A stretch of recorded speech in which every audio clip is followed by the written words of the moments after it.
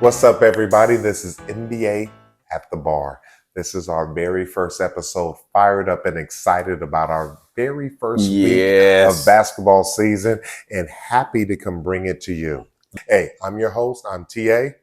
And this is G Money. Brought to you by ATB Media Network. And we're proud and excited and fired up for this NBA season. Indeed. And we got a whole lot to talk about because this NBA season is getting it cracking. It's starting off fast and it's starting off on a whole different level. What I want to talk about first off is what I'm drinking on. Because this is at the bar. Y'all know about this. I'm drinking on my Old Faithful. This is my Cavassier. G Money, what are you drinking on? The blended scotch. The blended scotch. A la Doers at this time. Not J&B, but I alternate. Without a doubt. NBA season has started. It's exciting. And one of the biggest reasons why it's so exciting is because of one individual. We all know who that is. It's Big Wimby. Big Wimby. Yes.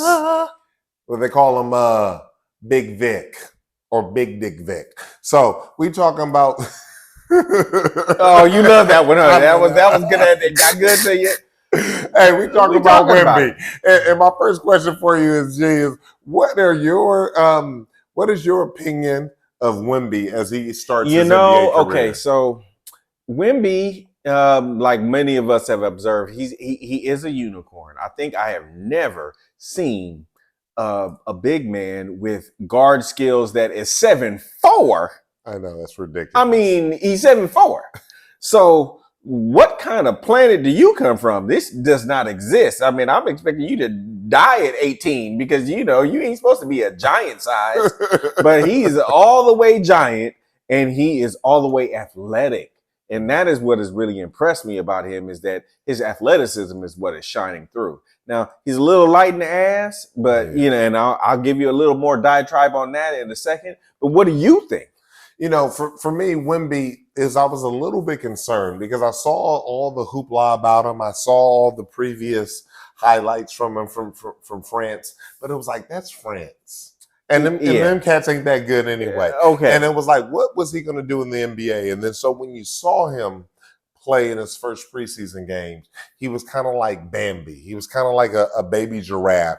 He was out there, he really didn't have his legs up under him, and the game was moving faster than he was really prepared for. But what sit over here and really solidified him for me was to watch his progression from his first couple of preseason games into what he's done in his first actual season games. The game has slowed down for him. And for the game to have slowed down so quickly to where now he's not looking like a fish out of water. He's not looking like the game is too fast for him. The game, he's adapted himself to the game and he's sitting over here playing well. Now, the beautiful thing is he has Popovich. And Popovich is not going to just throw him out there and just say, hey, do something for us. Popovich is going to take him nice and slow. Popovich is going to be the person that's going to really cultivate his talents and get them to the level that he wants to be. And Popovich is like the players coach. And what I mean by that is the NBA players really respect Pop on a level that, I would say they maybe don't respect all other coaches. But in terms of like the tenured coaches who have that gravitas and that credibility with the NBA, Pop is kind of like high on the list for a lot of the actual players. And the funny thing is, well, I shouldn't say funny, but the reality that we are now seeing on display with Wembanyama is that Pop has got him in a cadence to where he's allowing him to just be himself and have these natural attributes be on display. Now, what we have seen though is that he is using that 7'4" frame to be a guard and actually shoot the three at 7'4", a la Dirk Nowitzki like. And he's Dirk been Nowitzki 2.0. Yeah, and be pretty consistent with it. The thing is with Wemby is we see an escalation of growth in terms of the game of the basketball player, where a person at 7'4" can do those things. No doubt. What we want to see is, and what's exciting about him is does he have the strength to really last a full 82 game season? The grand test. But also the defense. The blocking of the shots, when he's not blocking the shots down at the key, he's actually blocking the shots on the outside. That's something new that we haven't seen. So I'm excited about that. I mean, you're hearing a lot of talk as he could be Defensive Player of the Year. Okay, let's not get beyond ourselves. Yeah, I would say Defensive Player of the Year. But he could be Rookie of the Year. But Defensive Player of the Year, to me, in my estimation, I think that he just needs to what's going to happen is that after he gets through his first 10, 15 games, his body is going to fatigue. And what he doesn't know at this juncture is how to recover. So you're playing with grown men now. So, and when you're playing 3, 4, 5 games out of a given week, you know, how do you recover to be the professional to where you can deliver on that? I think he has the skill set to do it, but it's way too premature to even put him in a class to be able to deliver on that. Outside of the obvious is that he's 7'4", and so if he just puts his hands up, yeah, he should be able to bop a couple shots out the way. But he ain't ready for it yet. Well, I would disagree with you that traditionally, when you're talking about people coming from college because they're only playing about 20 or so games, that they hit that wall at that point. We got to remember that he came from a professional standpoint. He came from a professional arena into this. So the 20 game hitting the wall might be a little bit different from him. But again, what he's not used to is the type of weight that people are going to place on him in terms of big men playing with this many good big men. Number one. And number two is people are going to be going after him. And we kind of already seen that in the first couple of games. That's why he got in foul trouble. But I still think the sky's the limit. I think the sky is bright. A lot of people are saying anywhere from 2 to 5 years from now, you're talking about everybody winning championships that they're going to win in the next couple of years, because once he really grows into his role, once he really grows into his body, that the game will be absolutely, it's game over for him. I agree with you. I would just simply say that he's lighting the ass. Who does he remind you of? I mean, in terms of old school player, because he reminds me of somebody specific, but who does he remind you of? You know, right now, it's very difficult to typecast him because he reminds me of a couple of people. But if you're, feet to the fire, I would say he's somewhere in between Kevin Durant and Dirk Nowitzki in my mind. But because he's 7'4", you just really don't know where he's going to develop to. But I don't want to misgive on terms of his weight. I think will be the tail of the tape with him is he's lighting the ass. And when you're playing with grown men who are outweighing you by, 15 to 20 pounds, that's going to be a real toll on him. And you ain't playing in the short term. In the short term. See, I like the Dirk comparison that you have. Okay. The KG, you got to remember, KG was in my year. He graduated the same year that I did. So I really have a good sense of KG. And I believe the excitement about him is similar to the excitement of KG. Obviously, on steroids is more akin to the LeBron excitement. But who I kind of, when I really look back in the history of the NBA, and look at his body type and his ability to possibly dominate the league, I really look at Wilt Chamberlain. I could see him being dominant like a Wilt Chamberlain, somebody that has the opportunity to score 100 points just because of the size and so on and so forth. Well, okay, so we don't know, and we are future forecasting, and he could be that guy. But I think what keeps sticking out in my mind is his frame. So Wilt Chamberlain was, a physically dominant person at the time. So it was also during a time to where they threw it down to the big men traditionally, like damn near every time down. So I think that Wembanyama has the potential to do all of that or none of it. He has it all in front of him, and we will see how he develops. But I will say that the reality is that he's going to have to come into his NBA/grown man body before I can really assess him fairly. or because assess him to be one of the greatest ever that yeah, people are yeah. already projecting him to be. Right. Right now, this is all the hype, and basically everybody's trying to say, can he average a double-double? And I think that he If at should. 7'4", if he doesn't average a double-double, he's a bust. Yeah, well, because they're going to give him the rock plenty of times, but his skill set is shown that he should be able to do that, because I think he should be somewhere around 38 to maybe on a good day 40% from the 3-point line. And then if the real key is, can he go into those trenches and average somewhere around 56%? Because if he can do that, then you're talking about a true double-double guy, because a guy who runs like a guard should be able to get rebounds just on the fly in the way that the league is structured right now. And that brings me to another point, right? Because Wembanyama is kind of like the antithesis of what we're seeing right now. We're seeing a lot of versatility in the center position. And great point. It's really like a new world. What is your opinion about the way that the versatility associated with centers right now in the league? Well, one is, I don't necessarily want to categorize them as centers, because even though they have the height of a center, they're not playing the traditional role of a center. So basically what we're talking about is versatile big men. Yeah. And so what we are seeing is an insurgent of versatile big men, big people that are over 7 feet but are actually playing a role of, say, a 3 or a 4. And so we have Wemby, we have Chet out there with Oklahoma. Yeah. We have Porzingis out there with the Celtics. And so we're seeing a lot of 7-footers out here that are unfortunately not down there. And what I say by unfortunately is the traditional role of a big person, somebody 7 feet or above, is to be down there at the block. And these are individuals that are over 7 feet but are playing on the outside. And we're seeing an insurgent of those. And let me just interject this one point. The true alpha in this equation of the transition of big man is Yelkich, because Yelkich is literally the best of both worlds. He can bang with you. He can go in and do the Kevin McHale, I'm jumping 2 feet off the ground, but I will eat your ass alive with the post move. with all the post moves and all the touch.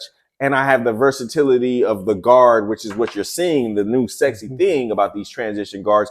But then guess what? I can go out here and shoot these threes too, because he has the girth to be able to absorb that. And that is not traditionally what you're seeing in the league overall, but he is a unicorn in that regard. He's a unicorn, but he doesn't have the athletic ability, because I would have loved to have seen Shaq against him, who Shaq had the athletic ability to guard him on the outside, would have destroyed him, right? So as great as Yelkich is, as much respect as I have for him, he's won 2 MVPs, probably should have won a third one last year when we looked at the end result.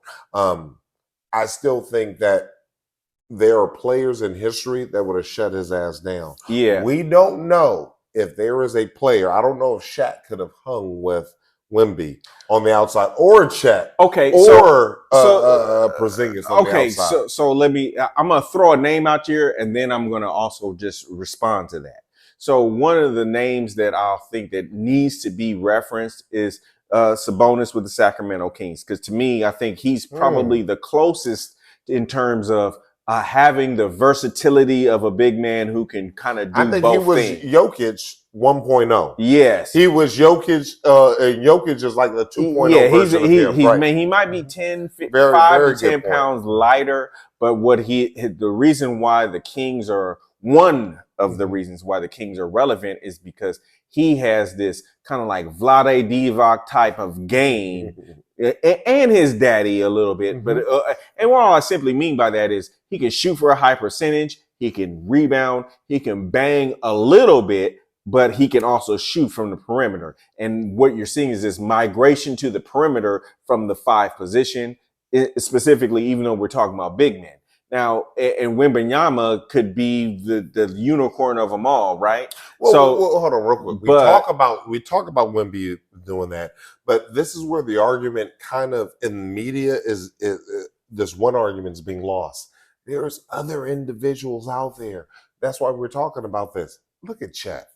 I mean, seriously. Chet Holmgren? Yeah. I Oh, know man. he's not a rookie, but this is his first full Let season. me tell you. And they, they kind of got a little beef. Yeah, and you know what? And Chet is a gangster. Mm-hmm. You know, I mean, we hope he will be. He looks like it. He looked like it in preseason before he got injured last year. Mm-hmm. I think he might be a rookie again. That's what by definition. By definition this year, but he's got that dog in him, and I think that you're seeing it on display. And I'm going to talk a little bit about OKC, not to give too much of a teaser, but I like that example. That's a great example. That's what I kind of want to talk about, because OKC has a team that last year we thought they were going to be the shit, and then Chet went down. Yeah. But Chet's back now. And I say that team, with Chet now healthy, when we're talking about those versatile big men that can sit over and play on the outside, and he's one that's actually going to kind of try to go in there and bang a little bit. I know he got his ankles crossed this week.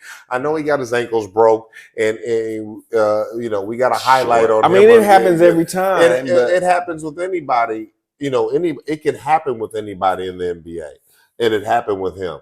But, the thing is I think, when you have these teams that have a big man like that, see, the difference is Chet's on a team that's kind of already fully developed. Yes. Wemby's on a team that's not completely developed. They're comprised around him. Mm-hmm. He is the draw. He is going to be the straw that stirs the drink. So what do you think Chet's going to be able to do on that OKC team that is kind of positioned and kind of ripe to go? Okay, so I'm going to answer that, but I want to say this one tidbit just in regards to our general big man topic. With respect to the debate or the thing that you threw out about big man versus Shaq, I think Shaq in this era and in other eras would still dominate, because what the thing that I would argue is that the high percentage shot is going to be middle end.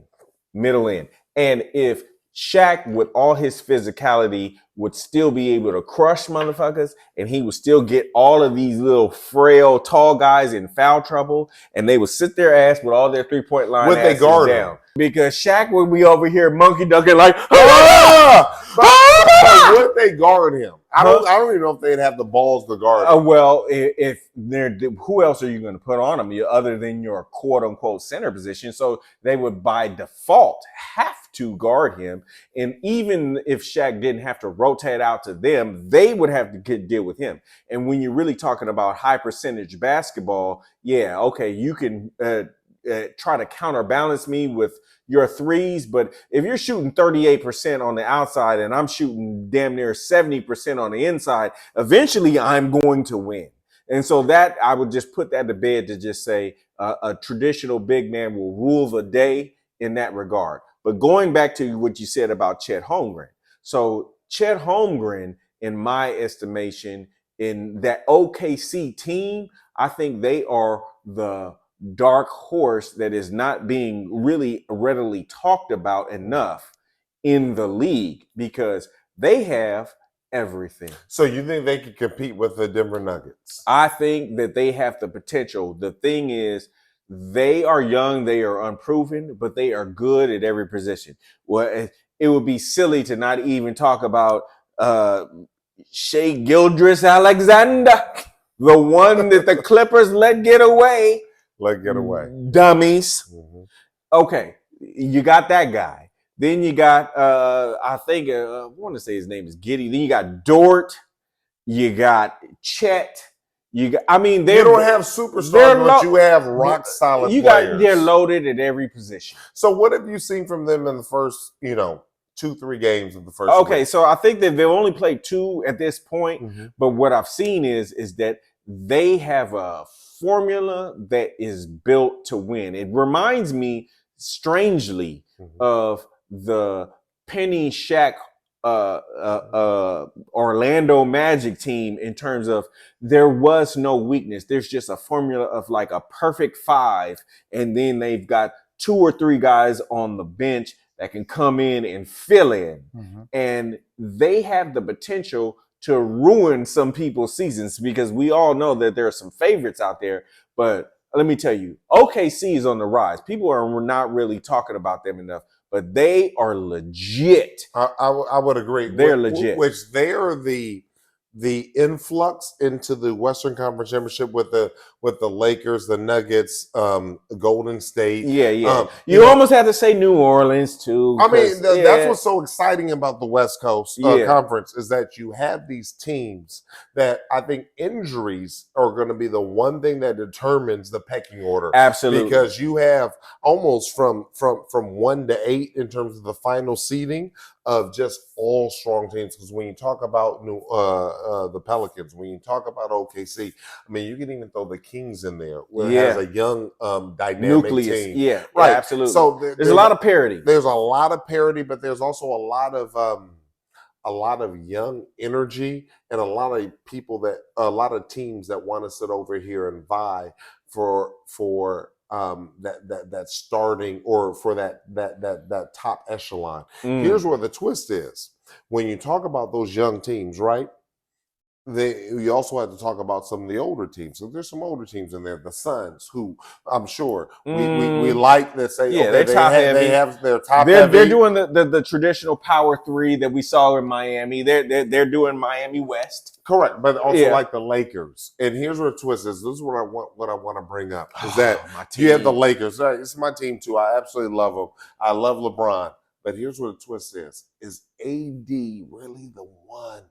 You know, we all hope, all believe, we all think, we all wish that he's the one. Here's the reality. I didn't want to do it, but I'm going to have to go in. The game one. I'm going to have to go in.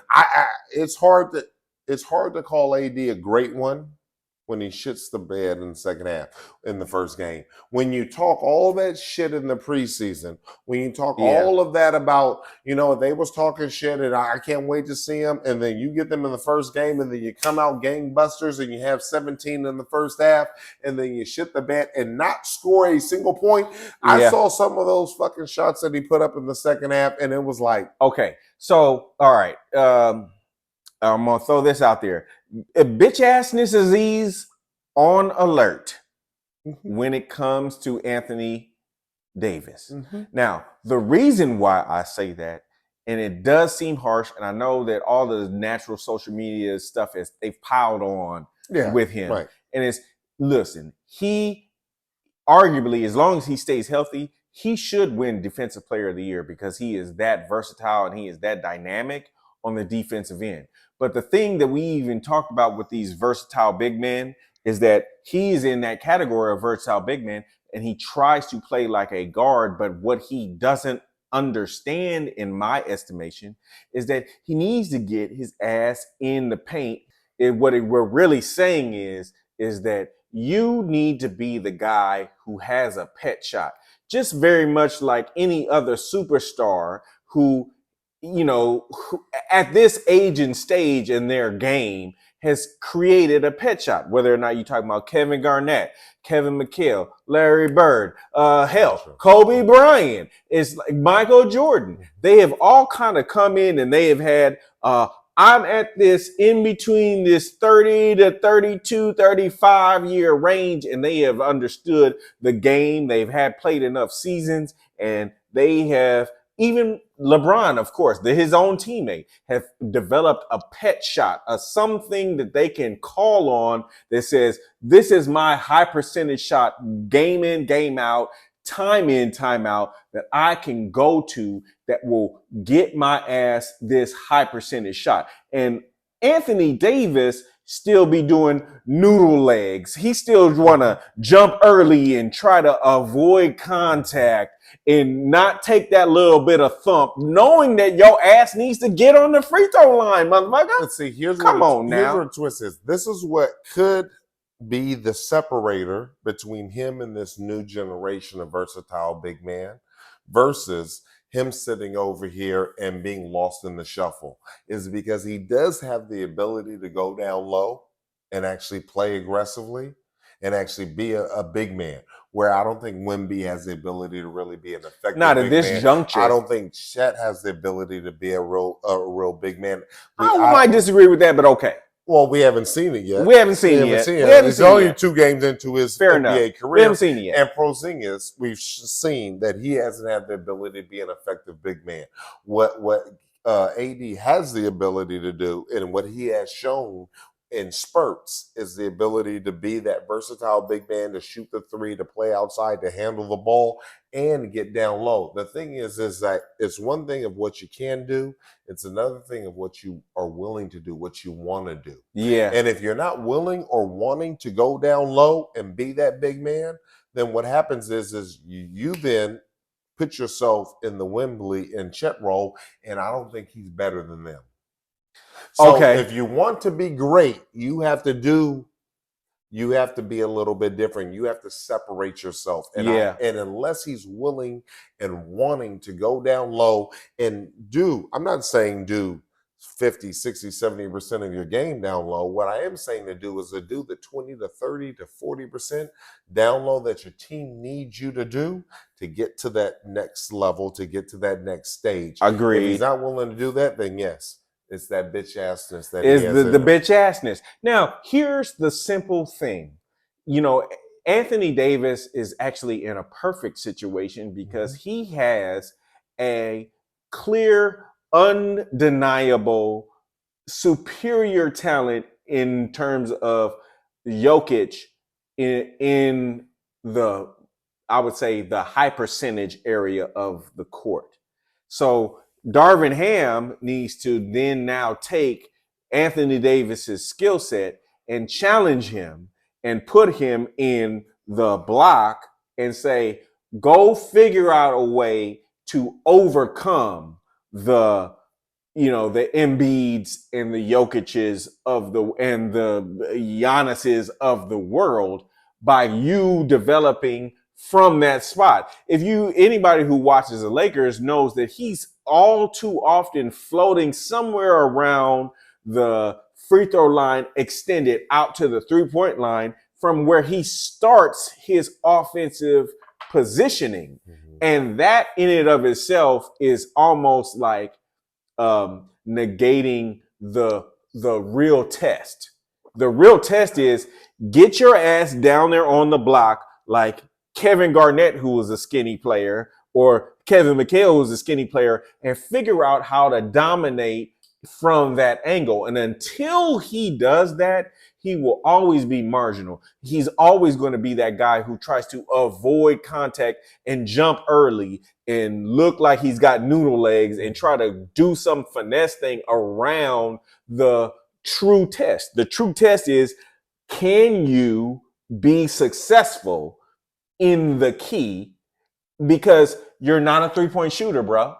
You are not. No. You might be able to shoot, let's say, hit some threes. But so I don't want to hear about you can hit some threes. Wembanyama can literally say, I can hit literally from what we've seen in the early returns. We don't know about that yet. Early returns. But we can say he could probably hit somewhere around 38%. Guess what? That should not be AD's goal. AD should be like, listen, I need to be averaging somewhere around 50 to 60% middle end. And when you won the championship, you were the guy who was shooting those mid-range jump shots, and you just need to find what is your pet shot around there. And until you do that, you are going to look like a hook when you play against the big guys. Well, let's look at this. We've identified what is missing from AD's game, which is ultimately what's missing from the Lakers team to get to the next level. So we found out some shit about where they're lacking.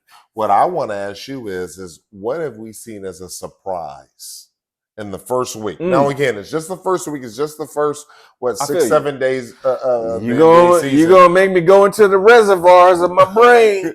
What is a surprise that we found thus far at this point in the game of what we should be expecting for the season? Okay. I'm going to say this, and I can't even believe I'm going to say this because, regardless of me loving the league overall, I'm a Laker fan at heart, and I have talked harshly in barbershop circles about this individual, but I am thoroughly impressed with what I have seen from Russell Westbrook.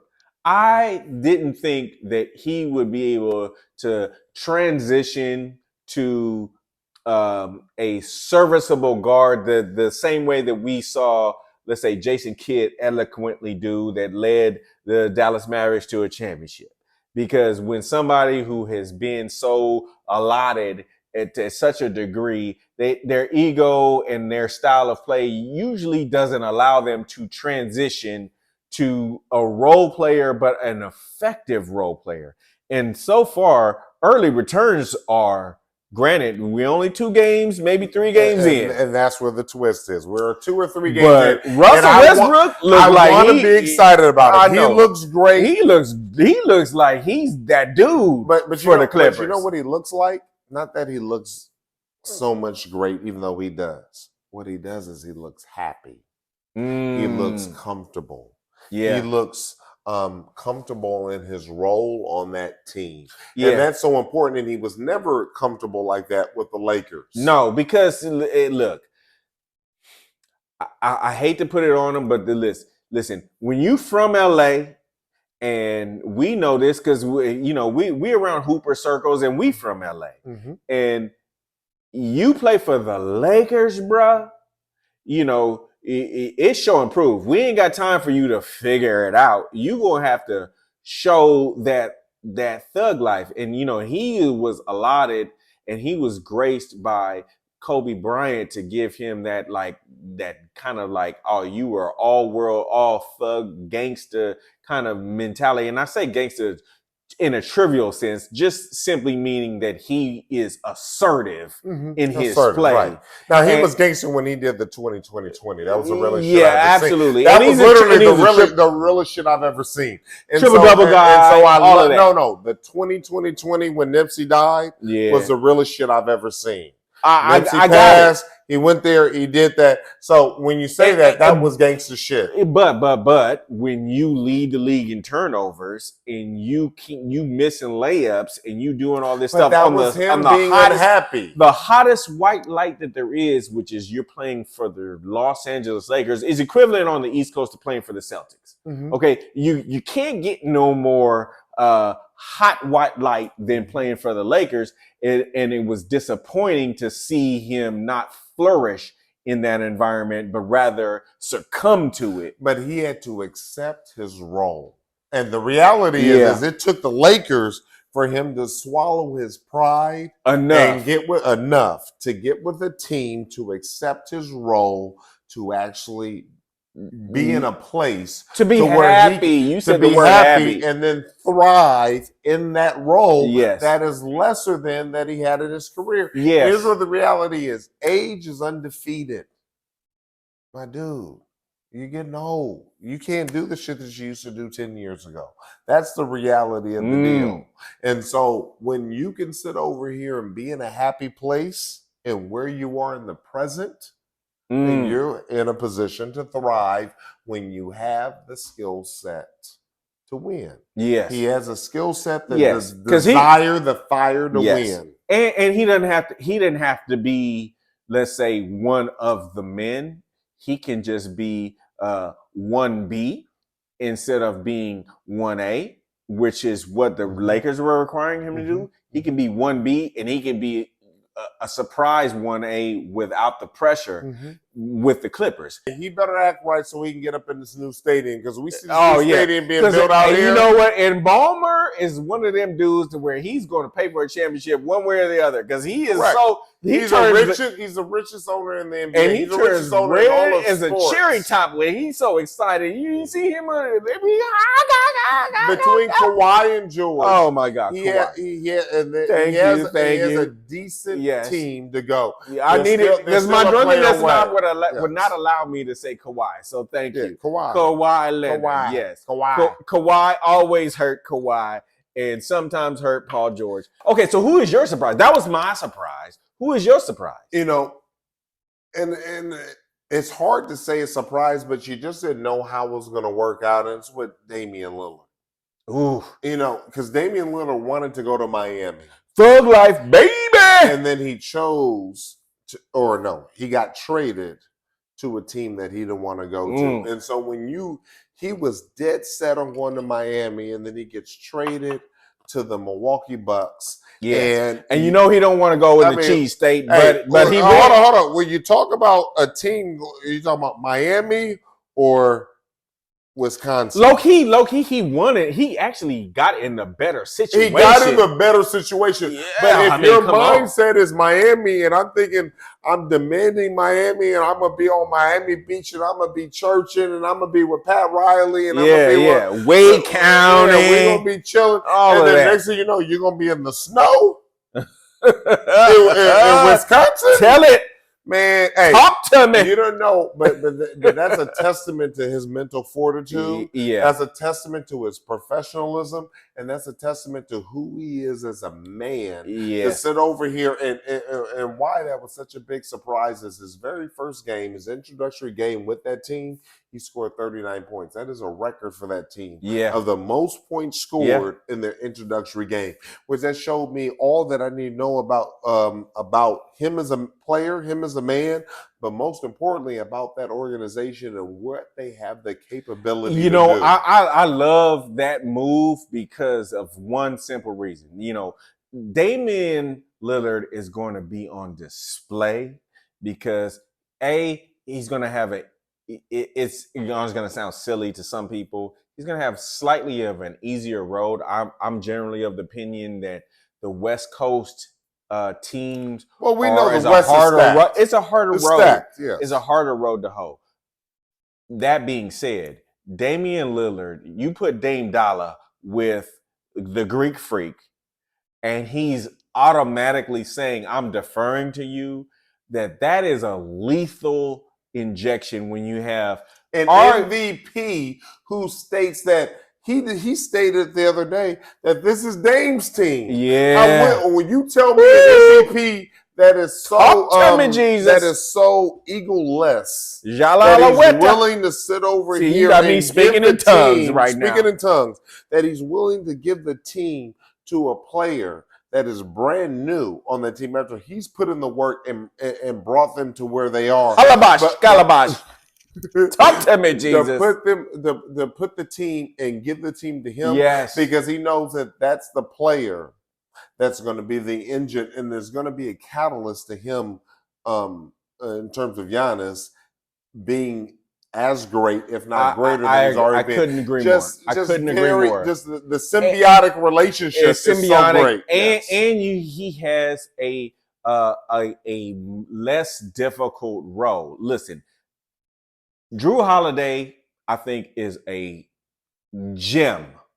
And he moved to Boston, and they're going to have to the magical equation is who was right and who was wrong when they meet, because I think that they will invariably meet. I think there's a log jam in terms of talent on the Celtics between those three players versus what it's undeniable. Hold on. You have three players that kind of do the same things on the Celtics versus two players that do completely separate things. Yes, on the Bucks. So there's no conflict. There's no conflict, and so what I believe is the homogeny. Yes, of the team scenario, the team dynamic. Can you imagine how the Greek greater? How much better the Greek Freak is going to be when he's playing with that guy? When you can be free and you don't have to shoulder the entire burden. Yeah, I don't have to worry about 3 points. I don't have to worry about you building a wall around me because you build a wall. Listen. Dame time will eat your ass alive. You cannot build a wall anymore. Right. Yeah. It's not possible. Mm-hmm. We have eliminated the wall. It's almost like Ronald Reagan. Tear down that wall. Listen, you cannot have a wall anymore. Right. So at all. So for me, that's just what it is exciting. We've added a new dynamic. Giannis, they've already done their thing down there. But now you have an opportunity. It's not as if the East remains stagnant. The East has gotten better with the Celtics, with that big three. Yes, they have. With you still got Philly in the mix. Yes. You still have Miami in the mix, even though Miami might be trending downward. But you had Cleveland that's still trending. Cleveland is a perpetual playoff team. They remind me of how Denver used to be. They were always listen. Cleveland guys, Akron guys, you guys will always have a playoff team, and you will always be in the mix. But please believe you ain't gonna win shit. But you're not. The team. Let me see if you know about this team. This is a team that's in the cut, and I'm sure because you're a student and an aficionado in this game. Detroit. Dog. Detroit. Okay, so low key, just as much as I would say that I am like super high on OKC being the dark horse to ruin everybody's life, even though I would say on the West Coast, most people would probably pick New Orleans to be the dark horse, but I think OKC is that team, just as why I talk so hard. Detroit is going to be a playoff team, and I think that they, as they are presently constructed with Duran and their point guard and Hayes, who's the backup point guard, and then you got their Thompson, who was their rookie. I just feel like, man, they are gonna shock and awe. Oh, you gonna give me some ice? Thank you. Bless you. Hey, you was over dropping gems. I said, let me take care of you a little man, bit. Go ahead, man. You dropping gems up in this bad we're gonna have boy. to get some more libation. but definitely, I feel you. With Detroit has the opportunity to be a team that's going to make some waves that nobody thought about. So those of you that bet futures, sit over here and bet on Detroit to go to the playoffs.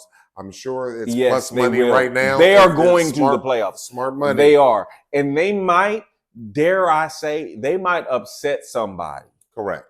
Yeah. They might upset somebody because they're young enough, they're hungry enough, and they have finally, barring injury, they have finally gotten a formula of a consistent, I can have 5 guys and 2 guys off the bench that will deliver.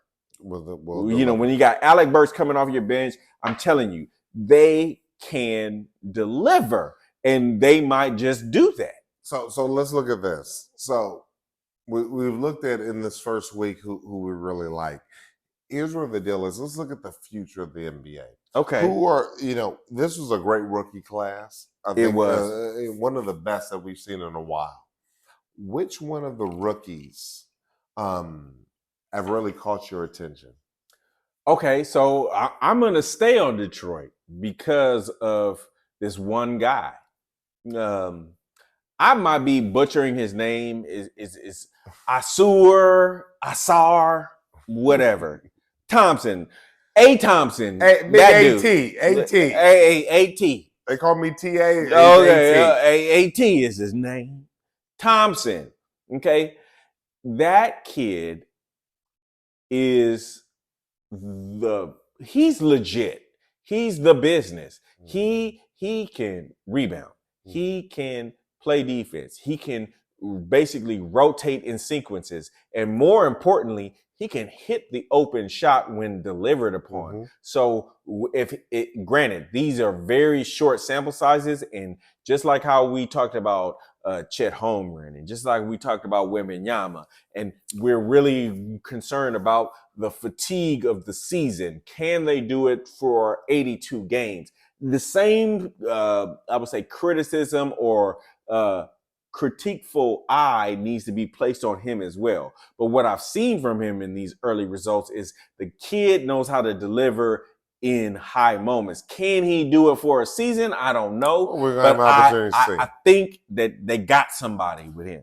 And kind of what you're saying right there, what we've kind of talked about this entire podcast. Yeah, who's your guy? Before I go there, I just really thinking about who my guy is and just hearing for the first time who your guy is, and kind of what this whole podcast has kind of been about is what we're seeing is the NBA is transitioning. Yeah. That most people don't know. It hasn't been discussed out there, but what we're starting to see is the league went small and went Steph Curry world and 3-point shot and so on and so forth. Yeah, But they we tried to all make it know that sexy. the game is always cyclical. And what goes up will inevitably come down, and what goes down will inevitably come back up. And so I think the league is transitioning and moving from the guard to the bigger people in general. Okay. Because my guy is Lively. Oh. From the Mavs. I mean, you know, this dude's a Hulk. He doesn't play. He has no fear. Now, don't quote me, but I think he might be a Dookie. I think that kid played for Duke. Don't quote me if I'm wrong. Oh well. If he's wrong, blast him in the goddamn please comments. blast me. Please blast me. But I think he shouldn't even be talking about it. And you know what? And I don't even like Duke basketball. You know, I'm a UCLA basketball guy. But I think that kid came from Duke. Well, my point is that they calling him Mike Tyson, if I'm not mistaken. They call him Tyson out there just because he's not to be fucked with.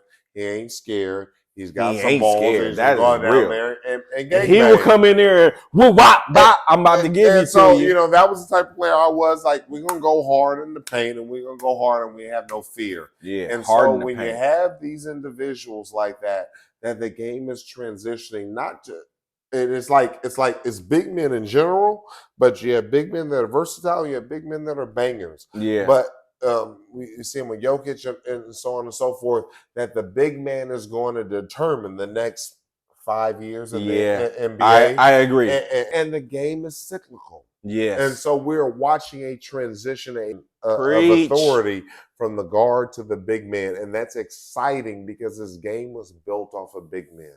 So when you have all this exciting change in the NBA, the only thing that we got to talk about now is, especially in this first show, in the first week coming into the NBA season, is what is our prognostication? What you want to give me some predictions? You want to hit on these predictions? What are the predictions for who are going to be our final four in your mind? East Coast, West Coast? East Coast, West Coast. East Coast, West Coast. Whew. Okay. So fine. Lakers, Denver in the West. Okay. That's and then I don't even need to get cute with it. It's gonna be Milwaukee, Boston. And I agree with you. Milwaukee, Boston. It's hard for me to see any other teams on the East. Coming up. Even though I think that we have some teams that are going to be scratching. Yes. That are gonna push. But these are 7-game series. So correct. So when you're talking about shock and all up and upset the world, I can't see either one of any scenario of either one of those fractions of series that they will go through with those 4 teams. They will not lose 4 games. Okay. As much as I want the Lakers, obviously I want the Lakers to do the deal. I don't necessarily see them being there. What I do is I see, and it's hard for me to even see Denver there. I don't see Denver as catapulting themselves or putting themselves in a position to become a dynasty. Okay. I don't think that's a dynasty type of team. Ooh. Oh, Yelkich would beg to differ, but okay. Okay, that's your opinion. No. Give me your take. I like the Suns. You like Phoenix, huh? I like Phoenix because I like their nucleus. Okay. I like Phoenix.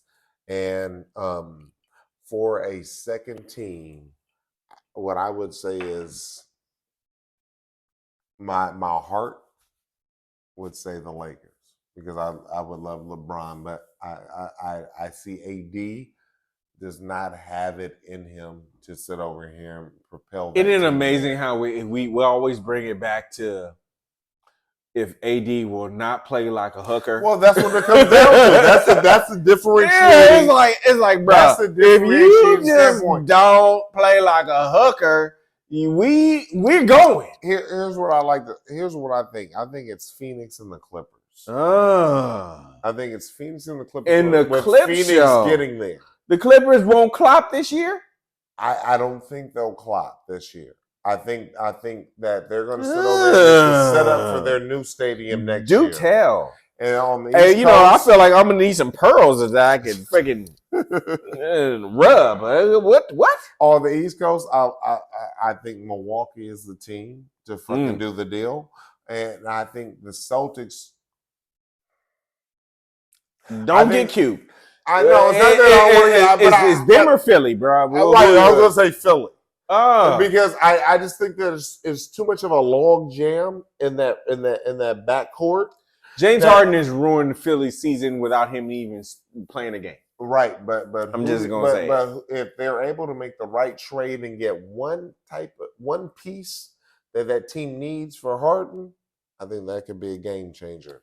Okay, but Philly's like a long shot. But this is what I can guarantee you: this is going to be an extremely fascinating. Oh yeah, because there's parity. Fun. The funny thing is that we're talking on the margins. The margin between these teams is fascinating because I could talk about the Knicks, I could talk about the Sacramento Kings, right? I could talk about the Golden State Warriors. I could, it's a whole bunch of stuff. That being said, there's going to be a whole lot of shit for us to talk about. We ain't got to talk about it all tonight. We ain't got to talk about it all right now. But what I can say, this is going to be an exciting season. I feel you. So with that being said, I want all of you to understand this is going to be a season that's going to be action-packed. We're going to be here with you throughout the entire season. We're going to have this big show. We're going to be the emotional blanket. Yes. This is going to be our big show that we're going to have. And we're going to drop every single Sunday evening. I truly appreciate y'all joining in with us. Yes, as do I. As this being our first episode, it's imperative for all of you to please subscribe, like, and download in all of your podcast forms. We're everywhere where their podcasts please believe We're on it. YouTube. Please believe it. We're going to be here almost every single day for you, 6 days a week. Just understand that we're just getting started for the NBA season. And for those of you that love some football as well, but you're out here with us on this we know that football don't forget guys about is gonna watch. Football at the Bar. Come join us for Football at the Bar. What you know is we at the bar. Okay, that's what you do know. We at the bar, man. What we talking about? Hey, ching ching. So with that being said, we're gonna have some drinks. Appreciate y'all joining us today. We out. Love it. See you soon.